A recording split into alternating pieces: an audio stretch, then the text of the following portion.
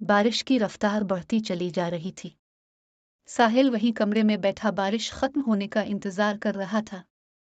साहिल को इस कमरे में बैठे हुए 10 मिनट के करीब हो गए कि अचानक साहिल को एक लड़की के हंसने की आवाज आई।